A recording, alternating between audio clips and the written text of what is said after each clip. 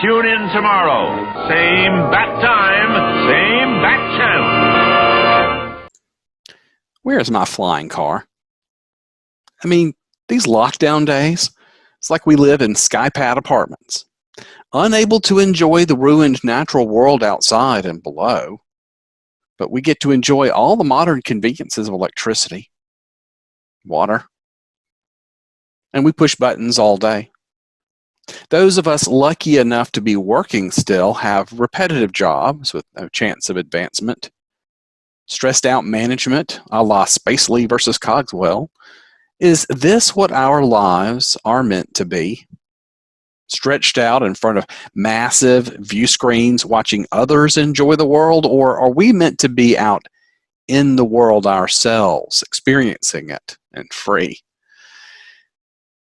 Some days during teleconferences, I think about the scene where Jane Jetson couldn't come to the video phone until she put on her face a rubbery, dolled-up replacement mask she used when she wasn't quite camera ready in the morning.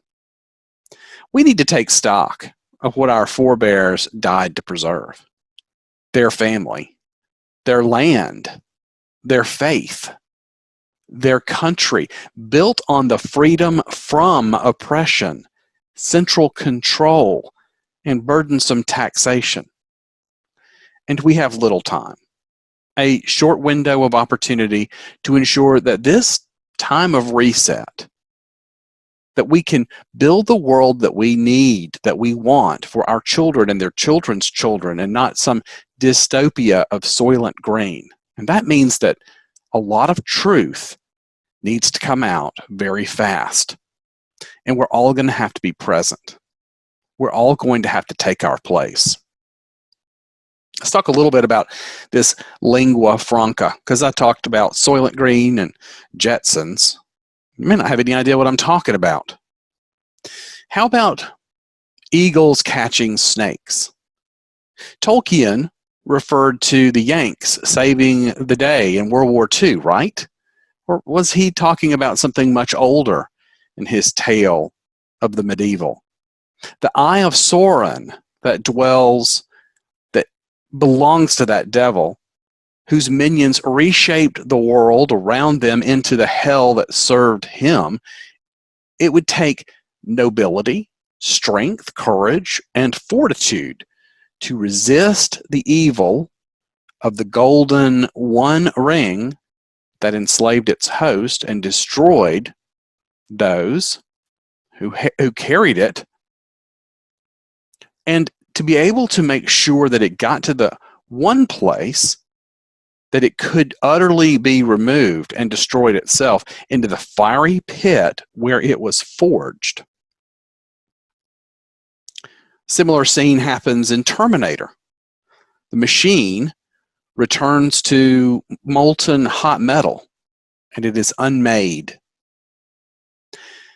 Our modern takes on this are things like from the Marvel Cinematic Universe, where the overwhelming evil must be unwound by resetting the clock and killing the guy off before he can do his awful deeds. What are these tropes driving into our self-conscious, into our unconscious, into our consciousness? Are there good stories out there that can, through the veil of fantasy, actually be teaching us good moral character too? I think there was a time, but if you look around at today's Disney, where they explain that the murderous Maleficent in all her evil, slithering ways is just simply misunderstood because she was born that way, and that's okay. Taking civil rights theory, where we understand that all men are created equal and that skin color doesn't matter, then somehow applying behavior to that is just incorrect. It isn't just okay, and people aren't just born evil, and it isn't that they don't have a choice. And then they turn around and promote this in a children's musical which uses the mirror words, live evil, encouraging kids to embrace some dark path. And to have parents not even question this and that this programming is happening, it's disturbing. And I won't even get into all the symbology of shattering a child by killing a parent, getting them while they're young and pulling them into a world they don't understand. It goes on and on and on in Disney. Or the pornographics left in the animation cells as Easter eggs. Look, if I say Ozzie and Harriet, and you are of a certain age, you're going to respond in a certain way. If I say MASH and Radar and Hot Lips Houlihan and you're of a certain age, you're going to respond in a certain way.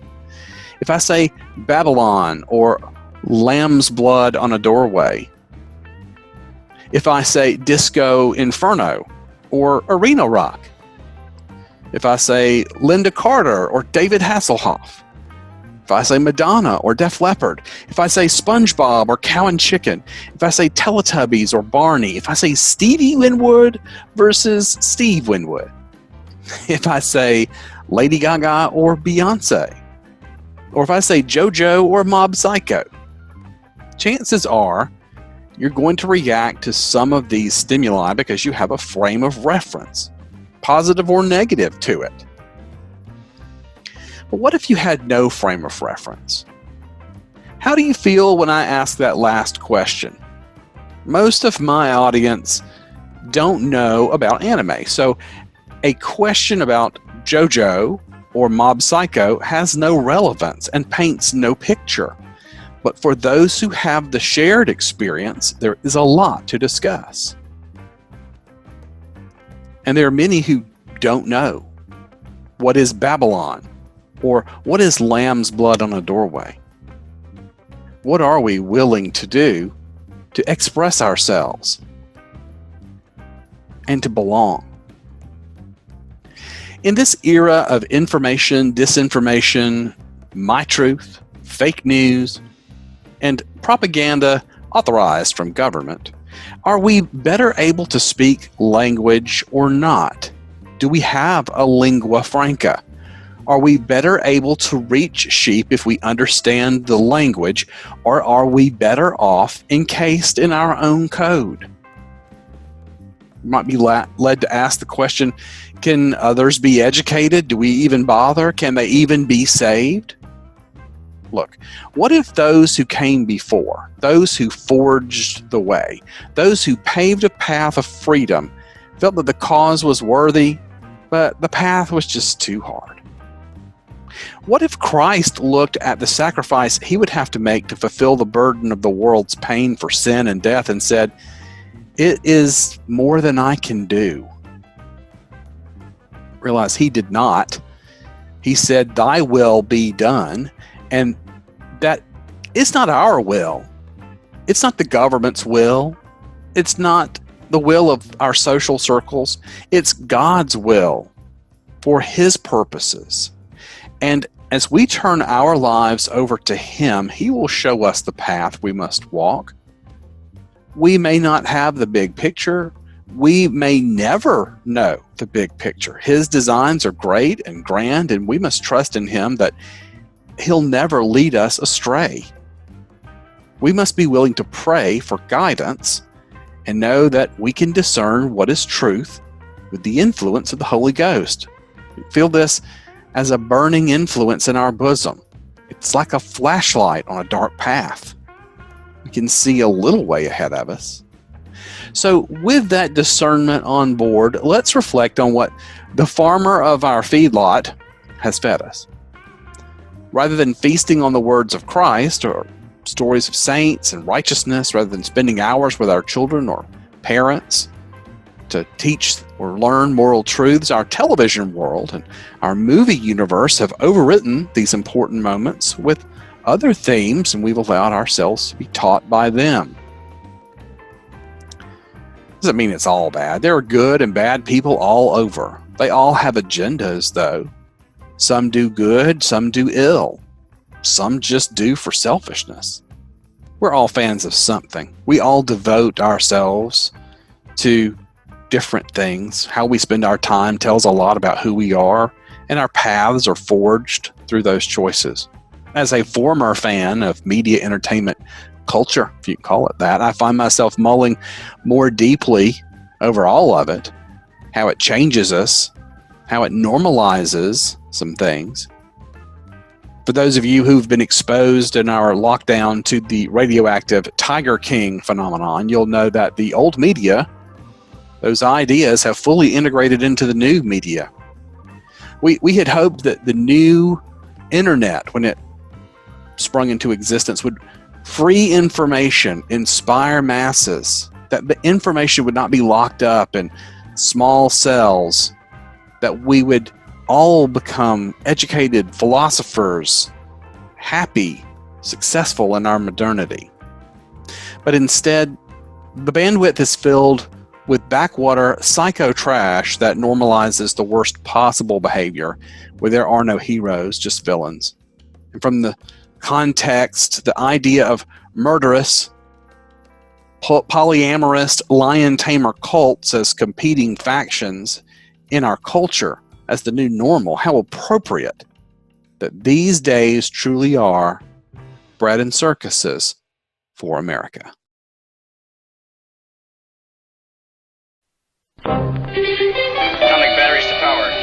Turbines to speed. Roger, ready to move out.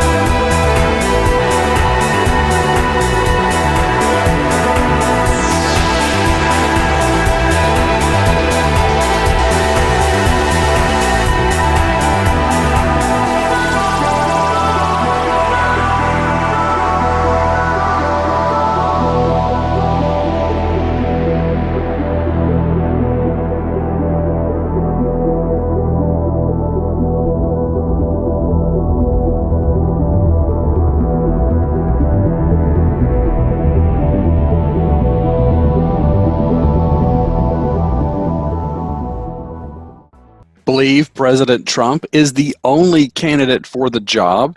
Show your support for the MAGA movement by visiting buytrumpstuff.today.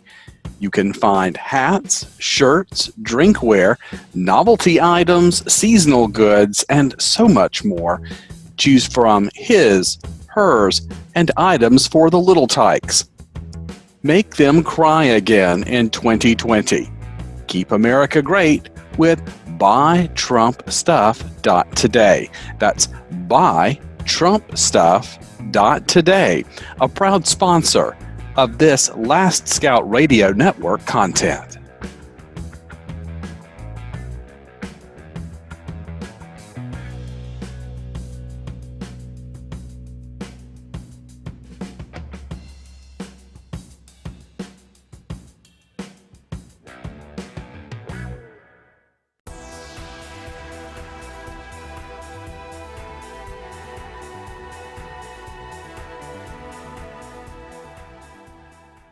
I want to share with you this story from the HollywoodReporter.com, dated April 13th, 2011.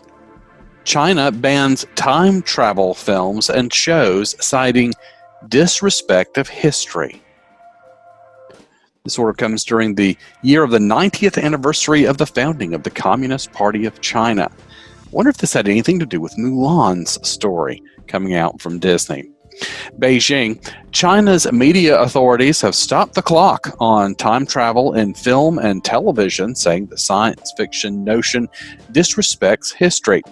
This would be odd for a country whose big and small screens have long been filled with historically porous period epics about scandalized courts of bygone eras, but not so when one considers that 2011 marks the 90th anniversary of China's ruling political party.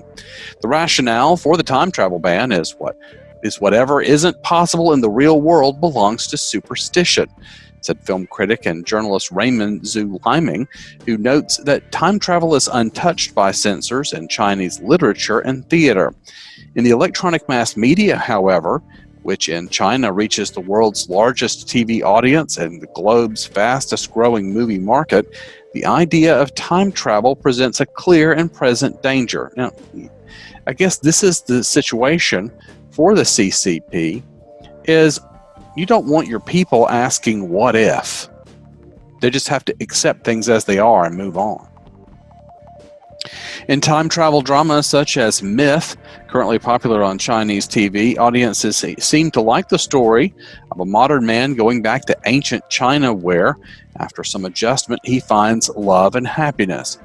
Most time travel content that I've seen, in literature and theater that is actually not heavy on science, but an excuse to comment on current affairs, Zhu told the Hollywood Reporter. Apparently unhappy with film and TV presenting even the fictional notion that China's ability to provide happiness is a thing of the past for the average man, the State Administration of Radio, Film, and Television posted its guidance about time travel. Quote, producers and writers are treating serious history in a frivolous way, which should by no means be encouraged anymore, end quote, Sarft said. This sort of guidance, while not black and white as a ban, commonly acts as an effective catalyst for filmmakers' self-censorship. In a country that has no film law on the books, what Sarft says often goes. Recent messages on the Sarft website have ended with words celebrating the founding of the Communist Party of China in 1921. Quote, follow the central spirit of the CPC to celebrate its 90th anniversary on television. All levels should actively prepare to launch vivid reproductions of the Chinese Revolution, the nation's construction, and its reform and opening up, end quote, one bit of Sarft guidance said. The April 1st time travel guidance from Sarft, which has the power to pull the plug on any Chinese show anywhere, anytime, answering as it does directly to China's cabinet, the State Council, was not an April Fool's prank, which has no such tradition. In Myth, an adolescent hero travels back 2,000 years to find that he is blood brothers with Liu Bang, the first emperor of the 4-century-long Han dynasty, to which modern China's ethnic Han majority traces its lineage. I don't think it's a bias against one particular show, but a general guideline, Zhu said. Since China's ruling party bases much of its doctrine and strict media management on scientific Marxism and fantasy of time travel, which potentially gives the individual the freedom to reorder reality, conflicts with the politically correct thought completely ruled by the CPC. In some ways, it's much ado about nothing. Time travel has hardly been a popular theme for moviegoers in China. The last time a major Chinese time travel film made it to cinemas here was Hong Kong director Clarence Folk's Highlander-inspired Iceman Cometh, featuring actor Huan Biao and actress Maggie Cheung in 1989, the same year the Chinese government crushed a student-led pro-democracy movement in Beijing. This story comes to us from thedailymail.co.uk. Wuhan lab was performing coronavirus experiments on bats from the caves where the disease is believed to have originated, with a £3 million grant from the United States. This is published by Glenn Owen, political editor for the Mail on Sunday, published April 11th, 2020. The laboratory at the center of scrutiny over the pandemic has been carrying out research on bats from the cave which scientists believe is the original source of the devastating outbreak. Documents obtained by the Mail on Sunday show the Wuhan Institute of Virology undertook coronavirus experiments on mammals captured more than 1,000 miles away in Yunnan, funded by a $3.7 million grant from the U.S. government. Sequencing of the COVID-19 genome has traced it to bats found in Yunnan's caves. It comes after this newspaper revealed last week that ministers here now fear that the pandemic could have been caused by a virus leaking from the institute. Senior government sources said that while the balance of scientific evidence was still that the deadly virus was first transmitted to humans from a live animal market in Wuhan, an accident at the laboratory in the Chinese city was no longer being discounted. According to one unverified claim, scientists at the institute could have become infected after being sprayed with blood containing the virus and then passed it on to the local community. Now the Mail on Sunday has learned that scientists there experimented on bats as part of a project funded by the United States National Institutes of Health, which continues to license the Wuhan laboratory to receive American money for experiments.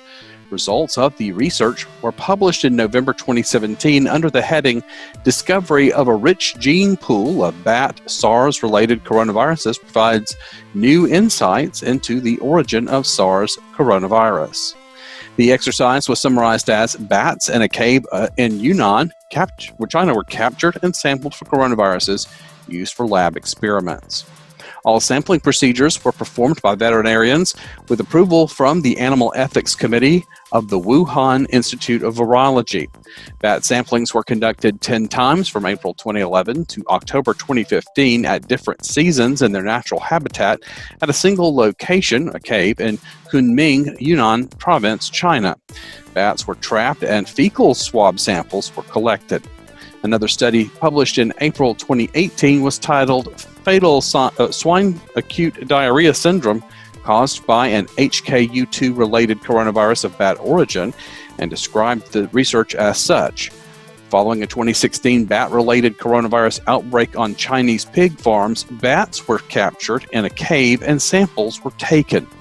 Experimenters grew the virus in a lab and injected it into 3-day-old piglets. Intestinal samples from the sick piglets were ground up and fed to other piglets as well. Senior ministers say that while the latest intelligence does not dispute the virus was zoonotic, originating in animals, it no longer rules out that the virus first spread to humans after leaking from a Wuhan laboratory.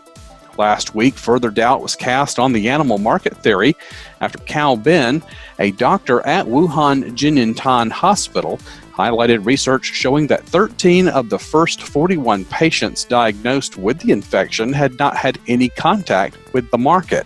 It seems clear that the seafood market is not the only origin of the virus, he said. The 30 million pound Wuhan Institute of Virology, the most advanced laboratory of its type in the Chinese mainland, is based 10 miles from the now infamous wildlife market. Last night, Anthony Bellotti, president of the U.S. pressure group White Coat Waste, condemned his government for spending tax dollars in China, adding, animals infected with viruses or otherwise sickened and abused in Chinese labs reportedly may be sold to wet markets for consumption once experiments are done. U.S. Congressman Matt Gaetz said, I'm disgusted to learn that for years the U.S. government has been funding dangerous and cruel animal experiments at the Wuhan Institute, which may have contributed to the global spread of coronavirus, and research at other labs in China that have virtually no oversight from U.S. authorities. A letter from the Chinese embassy responding to our report last week about the possible leak from the Wuhan Institute is published in today's edition. It says, hasty and reckless allegations, such as naming China as the origin in an attempt to shift the blame before any scientific conclusion, is irresponsible and will definitely do harm to international cooperation at this critical time. China and the UK exchanged views seriously on the origin of the virus and reached consensus. In his telephone conversation with Foreign Secretary Dominic Raab, State Councilor and Foreign Minister Wang Yi pointed out that, alarmingly, some people are attempting to politicize the epidemic, label the virus, and stigmatize China. Rob expressed the UK's firm opposition to politicizing the COVID-19 outbreak and fully agrees with China that the source of the virus is a scientific issue that requires professional and science-based assessment. The next article comes to us from John Sullivan's site, Just the News. DOJ threatens to take action against pandemic crackdowns on religious ceremonies. This is updated on April 11th, 2020. The Justice Department signaled Saturday night it may intervene against local governments that are cracking down on religious ceremonies during the pandemic, warning that action could come as early as next week. Justice Department spokeswoman Carrie Kupek used her Twitter account on the eve of Easter to announce that Attorney General William Barr was monitoring efforts to stop Easter religious ceremonies. During this sacred week for many Americans, AG Barr is monitoring government regulations of religious services, Kupek tweeted. While social distancing policies are appropriate during this emergency, they must be applied even-handedly and not single out religious organizations. Expect action from the Department of Justice next week.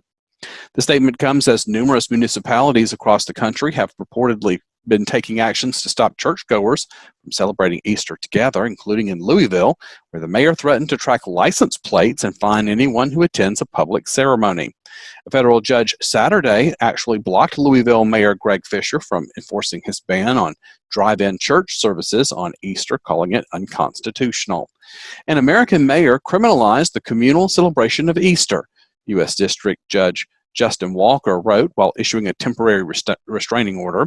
That sentence is one that this court never expected to see outside the pages of a dystopian novel or perhaps in the pages of The Onion. The mayor's decision is stunning, and it is, beyond all reason, unconstitutional, the judge added. It's been a big week for FISA news. Let's check out this tweet from Catherine Herridge. She's at CBS_Herridge, posted on April 10th.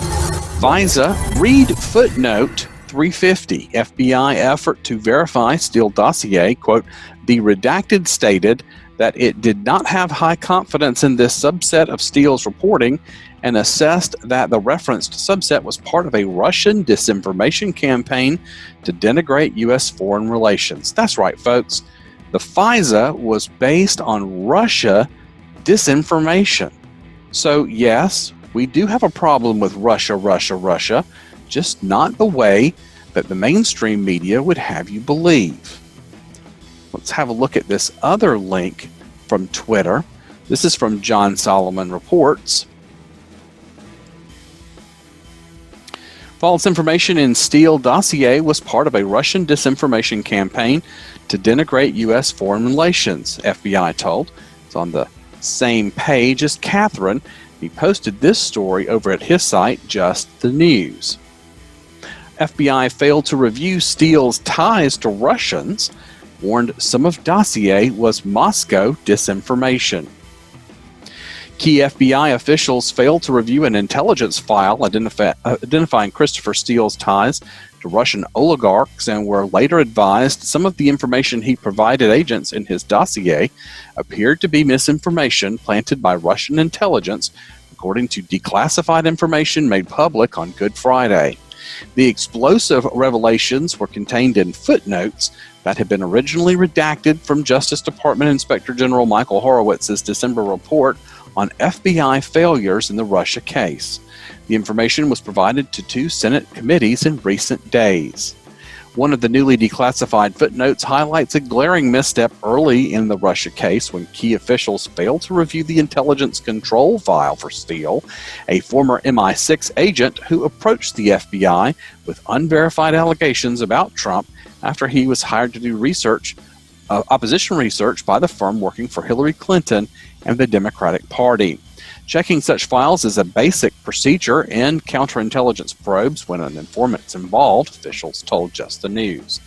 The footnote states that an FBI intelligence analyst and a supervisory special agent working on the Crossfire Hurricane probe admitted they did not recall reviewing information in Steele's Delta file documenting Steele's frequent contacts with representatives for multiple Russian oligarchs in 2015. In addition to the information in Steele's Delta file, documenting Steele's frequent contacts with representatives for multiple Russian oligarchs, we identified reporting the Crossfire Hurricane team received, redacted, indicating the potential for Russia disinformation influencing Steele's election reporting, a second footnote revealed. Specifically, that footnote added a redacted 2017 report relayed information from redacted, outlining an inaccuracy in a limited subset of Steele's reporting about the activities of former Trump lawyer Michael Cohen. The redacted stated that it did not have high confidence in this subset of Steele's reporting and assessed that the reference subset was part of a Russian disinformation campaign to denigrate U.S. foreign relations. There's a link here to the PDF of the footnotes. If you want to dig in, I'll leave this and other links below this video. That same footnote reveals a separate report to the FBI dated 2017, quote, contained information that the public reporting about the details of the Trump's blank activities in Moscow during a trip in 2013 were false, and they were the product of RIS infiltrating a source into the network of a redacted who compiled a dossier of information on Trump's activities. RIS is an acronym for Russian Intelligence Services.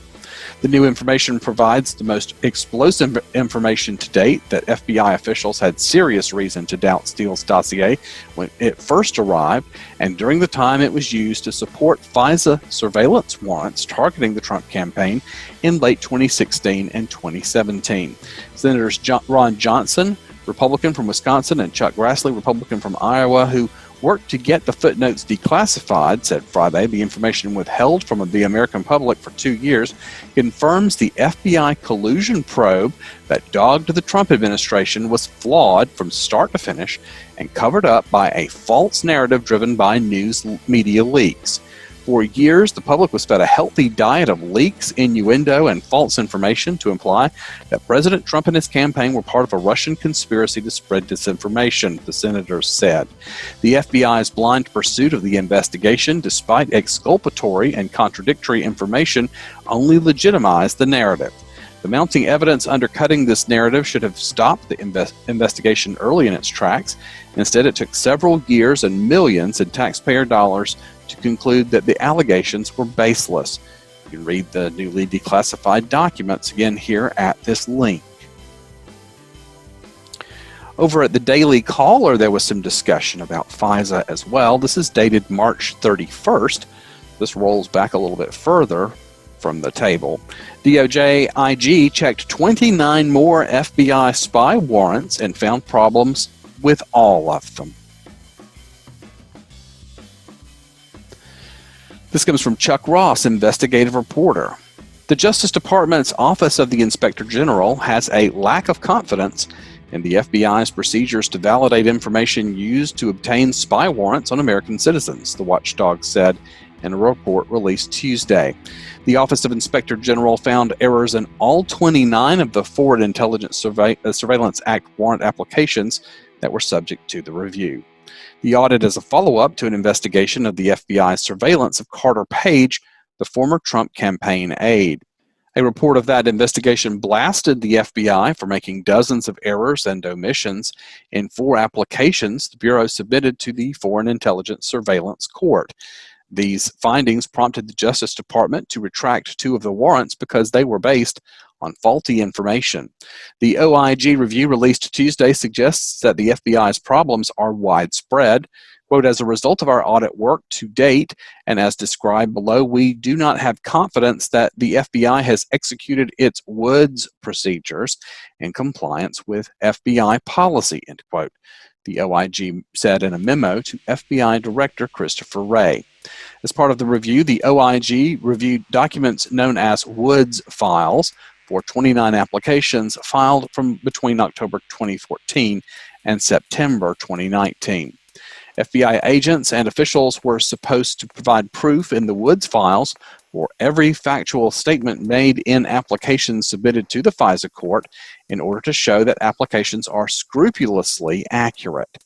The OIG investigation of the Carter Page FISA applications found numerous errors with the Woods files used in that investigation. The OIG report released December 9, 2019, found that FBI agents working the case failed to validate information from the infamous Steele dossier. According to the latest audit, OIG investigators were unable to locate Forwood's files for the 29 FISA applications, suggesting that FBI agents never filled them out. The OIG audit also identified apparent errors or inadequate support facts in the 25 applications that were available for review. The audit also found that the FBI and Justice Department's National Security Division did not conduct appropriate oversight of FISA procedures. The OIG did not assess whether the errors were material or that they would have changed the FBI's decision to file the applications or the FISA court's decision to grant them. The audit does not provide specific information about the applications that were reviewed. An OIG report released December 9, 2019 found that the FBI made at least 17 significant errors and omissions in the final Carter-Page FISA application. The Justice Department deemed the final two-page FISAs to be invalid because of all of the errors. Again, that comes from Chuck Ross over at the Daily Caller. I wanted to share with you this story. It's a flashback to FISA status in 2011. Doing a little tour of FISA stories here just to give you context and contrast of how things have changed over time. This was dated again May 8th, 2011. It comes from Wired.com's David Kravitz and was posted at Ars Technica. Domestic Surveillance Court approved 100% of 2010 warrant requests. The Secretive Foreign Intelligence Surveillance Court approved all 1,506 government requests to electronically monitor suspected agents of a foreign power or terrorists on U.S. soil last year, according to a Justice Department report released via the Freedom of Information Act. The two-page report, which shows about 13% increase in the number of applications for electronic surveillance between 2009 and 2010, was obtained by the Federation of American Scientists and published Friday. The FISC, the court, did not deny any applications in whole or in part, according to the April 19th report to Senator Majority Leader Harry Reid, Democrat from Nevada. The 11-member court denied 2 of the 1,329 applications for domestic intelligence surveillance in 2009. The FBI is the primary agency making those requests. Whether the FISA court, whose business is conducted behind closed doors, is rubber stamping the requests is a matter of debate. But that's been a traditional concern that the court might have become a rubber stamp and that its approval is only a formality. Stephen Aftergood, the director of the Project on Government Secrecy for the Federation of American Scientists, said in a telephone interview. The government's argument, and it's also an argument that has been made occasionally by the judges, is in fact that the Justice Department has grasped the court's expectations so well that the only applications they submit to the court are the ones that are likely to meet its approval. The court, set up in 1978, issues warrants for domestic surveillance that are unlike the warrants issued in criminal investigations. The secret court warrants, under the authority of the Foreign Intelligence Surveillance Act, grant the government broad authority to secretly monitor the electronic communications of persons in the United States, generally for intelligence purposes only. The targets of a FISA warrant may never learn of the surveillance, whereas subjects of non-FISA warrants may challenge the warrants and gather evidence if it is used in criminal prosecution. Aftergood notes that the figures, whether they amount to rubber stamping or not, do not account for the warrantless monitoring program President George W. Bush adopted in the wake of the 2001 terror attacks. Under the terror surveillance program, exposed in 2005 by the New York Times, the government conceded it was eavesdropping without warrants on the electronic communications of Americans if they were communicating with somebody overseas believed to be linked to terrorism. The Justice Department report, meanwhile, said that the FBI issued 24,287 national security letters requests last year on 14,212 people, a substantial increase from the 2009 level of 14,788 NSL requests concerning 6,114 U.S. persons, Aftergood wrote in a blog post.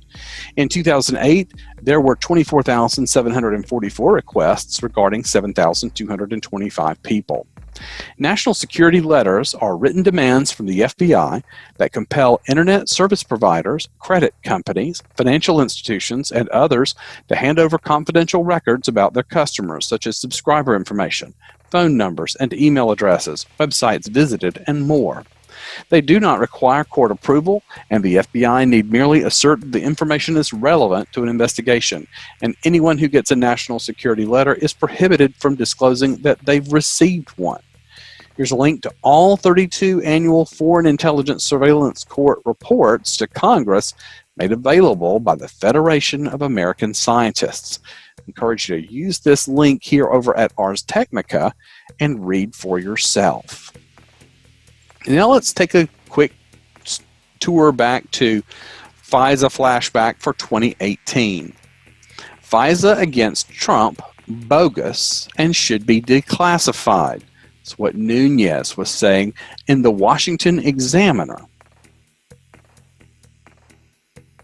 This was dated July 8th, 2018, and it's by Daniel Chaitin. House Intelligence Committee Devin Nunes, Republican from California, says he believes the warrant used to spy on a member of the 2016 Trump campaign was 100% fraudulent and called on President Trump to declassify all related information for the American public to see whether there was an effort to frame the then candidate.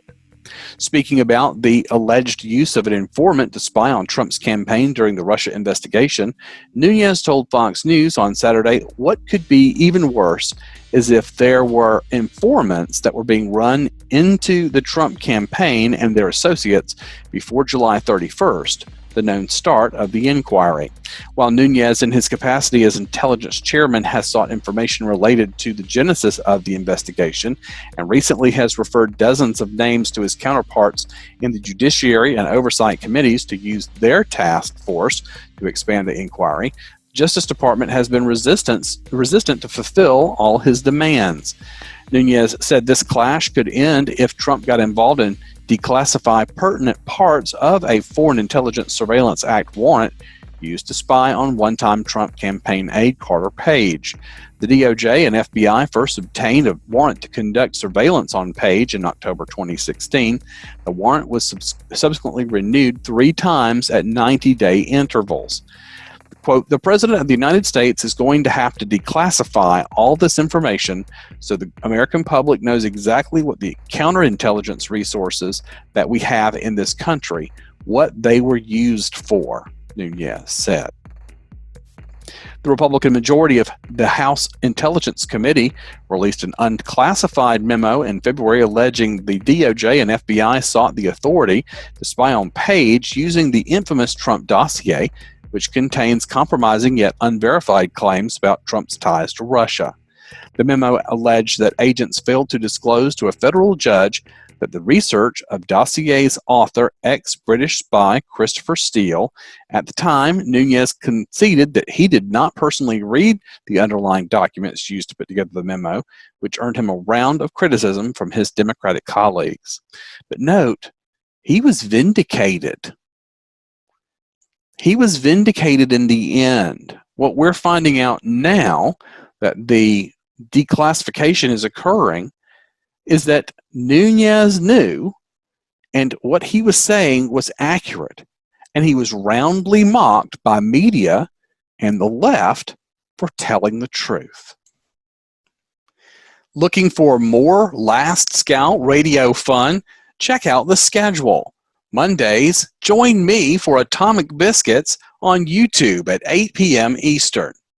Tuesdays is Scouts Old Time Radio on YouTube, Periscope, and Mixer at 8 p.m. Wednesdays, check out Scouts Old Time Radio on YouTube, Periscope, Mixer at 8 p.m. Eastern. On Thursdays, join Ladies United, airing on YouTube, Periscope, and Mixer at 8 p.m. Eastern. Friday, join us for The LZ, YouTube, Periscope, and Mixer, 8 p.m. Eastern. On Saturday, find us with Scouts Old Time Radio on YouTube, Periscope, and Mixer, 7 p.m. Eastern. Pirate Radio, Mixer only, at 8:30 p.m. Eastern. And on Sundays, Scouts Old Time Radio on YouTube, Periscope, and Mixer at 7 p.m. Eastern. The Chill Grill is at 8:30 p.m. on Spreaker. Join us for all the fun and the whole gang of Last Scout Radio Network.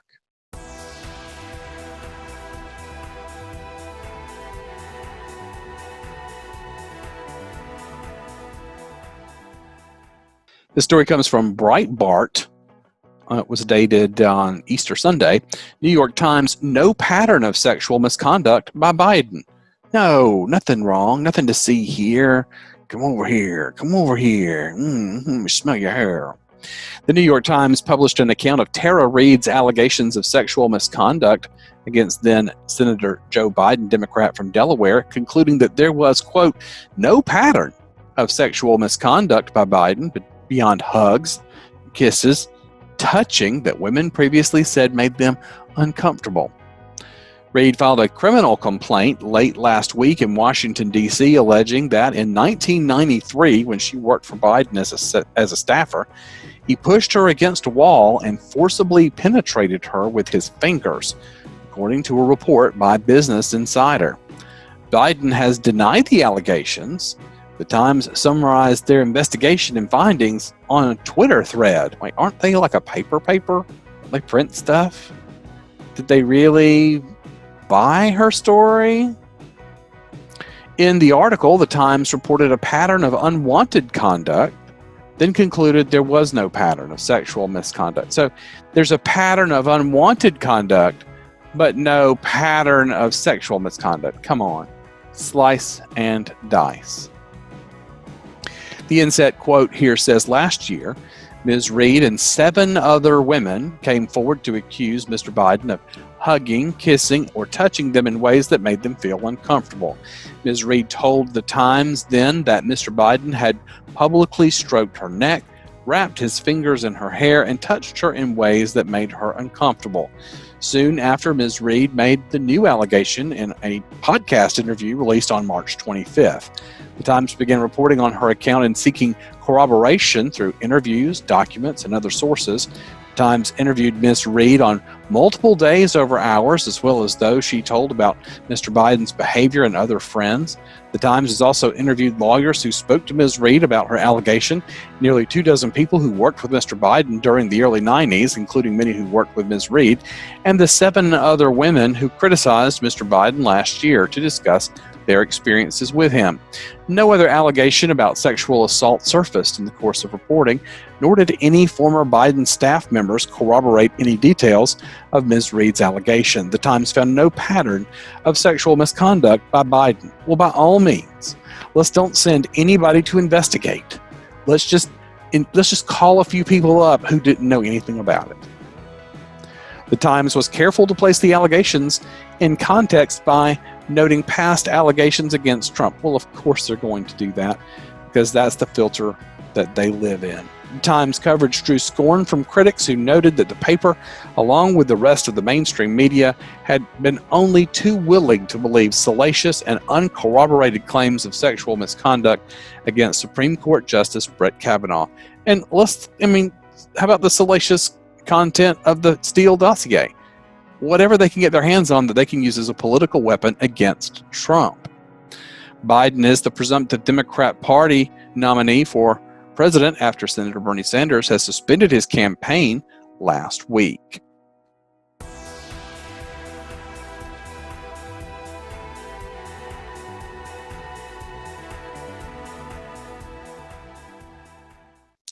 Need an example to show your leftist friends that ankle monitoring is a thing? Have a look at this artifact that was dribbled out from Big K-Spot on Twitter. It's something that USA Today listed as an asset.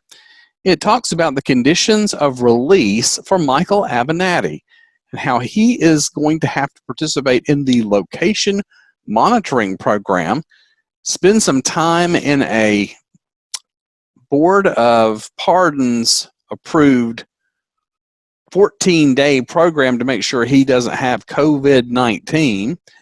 And then he has to live under Los Angeles safer at home order, which I think is pretty much house arrest. Can't go anywhere. Has to stay with somebody named Jay Mannheimer, and that person has to take full charge of him, has to put up a $500,000 bond. Anyway, some good reading here if you want to dig into that. I'll leave the link here below. Now, I don't normally use this as a resource for anything, but I thought this was a good example of some crazy propaganda that's out there. Now, I don't normally use the Daily Beast for anything, but I thought this was interesting as an example of how the left absolutely punishes anyone with wrong think. In INGSOC wrong think home base is what Daily Beast is. They're reporting that Paltrow's Team Goop continues to stain their own reputation. Kelly Brogan, a Goop contributor and associate of Goop founder Gwyneth Paltrow, has been posting videos to her large online following claiming the coronavirus likely doesn't exist. This was posted by Dean Sterling Jones, updated March 25th. Last week, Gwyneth Paltrow's modern lifestyle brand Goop announced it was closing stores in the U.S. and U.K. to help curb the spread of the novel coronavirus currently sweeping the globe. Meanwhile, Paltrow's psychiatrist associate Kelly Brogan, a high-profile Goop contributor, has racked up tens of thousands of views on social media, spreading discredited pseudoscientific claims that the coronavirus might not even exist, and that symptoms attributed to the virus are likely being caused by widespread fear. The claims were made in a widely shared video posted on Facebook, Instagram, and Vimeo last week by Brogan, a New York State licensed psychiatrist.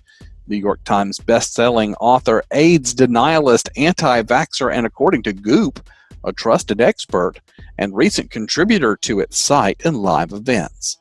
It's just the latest stain on Paltrow's already controversial brand, which in recent years has become synonymous with such questionable products as the jade egg, an egg-shaped gemstone that purportedly harnesses the power of energy work, crystal healing, and a Kegel-like physical practice when inserted into the vagina.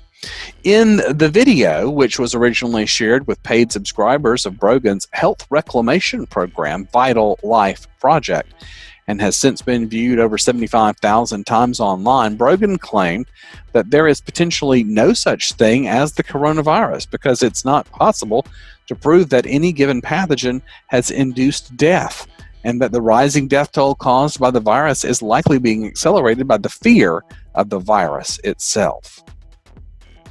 She also professed that she doesn't believe the widely accepted germ theory of disease, encouraged viewers to seek alternative theories, suggested that the news media is being controlled by an unnamed pro-vaccination group, and speculated that the U.S. government is planning to link our passports with our vaccination records and gain totalitarian governmental control, not unlike the divide and conquer dehumanization agendas that preceded the Holocaust. Facebook quickly removed the video after inquiries from the Daily Beast. These videos violate our policies and have been removed from both Facebook and Instagram, a spokesperson said.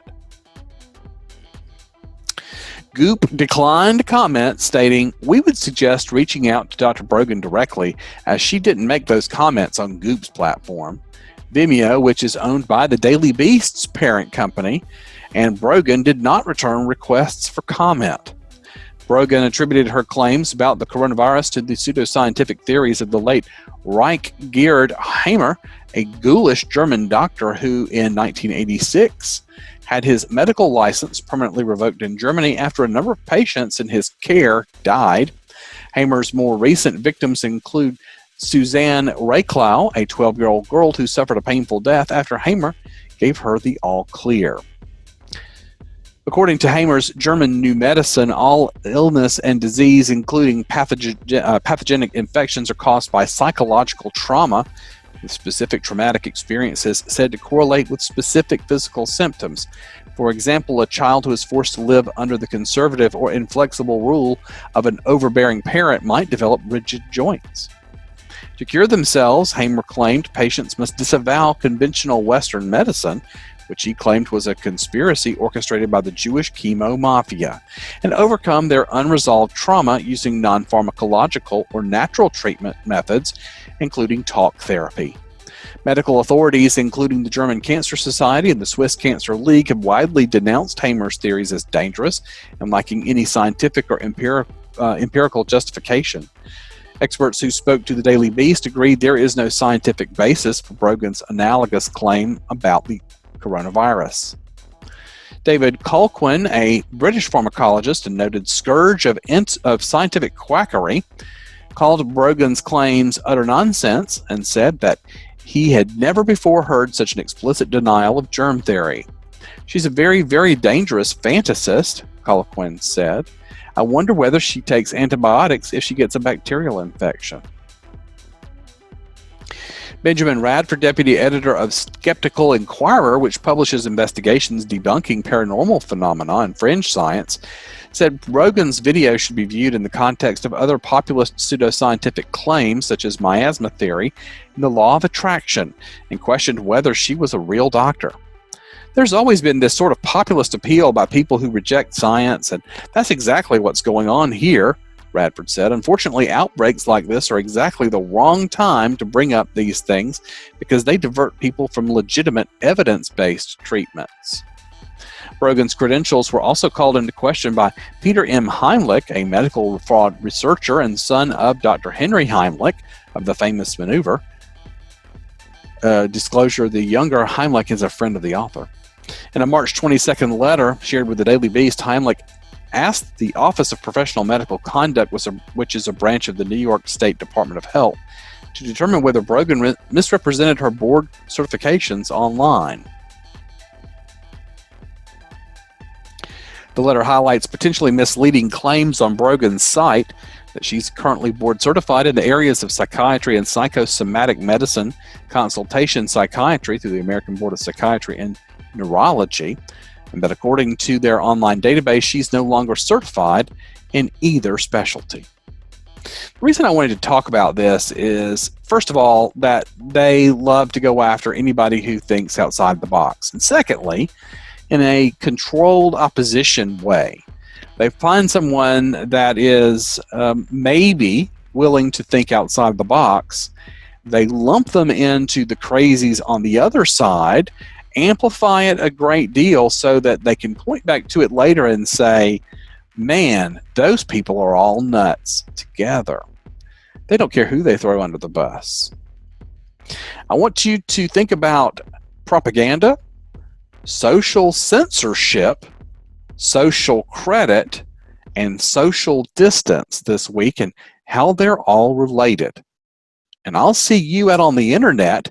Look for my little 10-minute drops throughout the week as I have time to do them. Otherwise, I'll see you next week for another edition of Atomic Biscuits. Have a great week, everyone.